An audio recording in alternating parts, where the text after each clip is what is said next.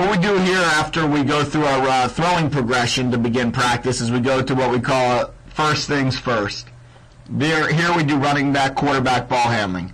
It's so critical to make sure that we're properly seating the football every single time, that we have no issues with our mesh, that our quarterbacks can carry out all fakes, that they understand how the passing game and the running game work together, and that we get some live, fast repetitions prior to any team period or 9-on-7 period, so the quarterbacks and the running backs have no issue with the ball handling at that point in time. We ask our quarterbacks to be able to handle 3 or 4 different things in the ball handling process. Number one, we tell the quarterbacks an inside zone, then we want them setting up in the pocket.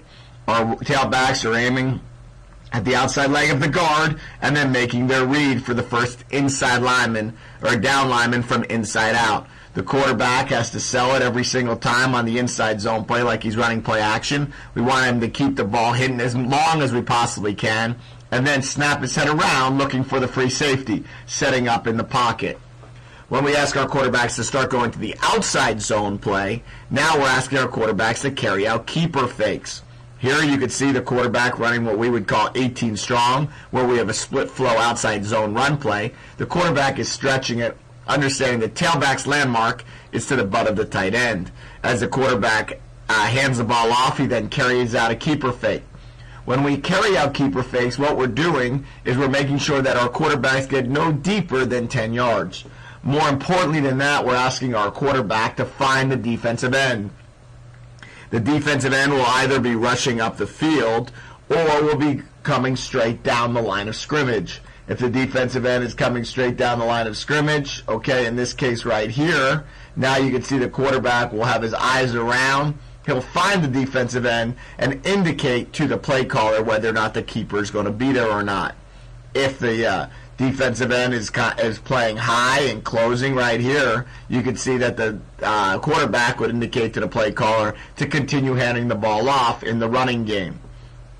In this picture here, we're running a full flow outside zone run, but both of which will always have a keeper fake anytime we tag an 18-19 to it, and the quarterback should come out running. The next phase of this is power.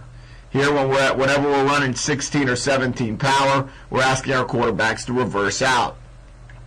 What's most importantly here is that we don't take away the A-gap from the runner. We have to make sure that our landmark's great, that our quarterback is going straight back, that we're giving the tailback the front side A-gap to the back side A-gap, and we're not making the read for the tailback based on the width that we're asking him to go, or the fact that we're actually pushing him out of his read based on how wide we're going. We need to go straight back, hence us reversing out rather than opening to it, and then finishing in the pocket just like we would be throwing some form of power pass. The final run of the day when we go through our FTF is any form of our toss game. Here you can see we're running a toss to the right. When we run a toss to the right, we're asking the quarterback to reverse out again, and we tell him to follow his pitch.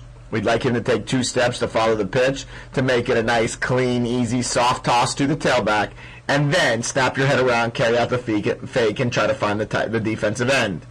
We do not want him to rush out of it. We do not want him to just toss it and run the other way because we feel like we'll lose our accuracy in that regard. Final phase of the FTF is we sometimes incorporate a pass into it.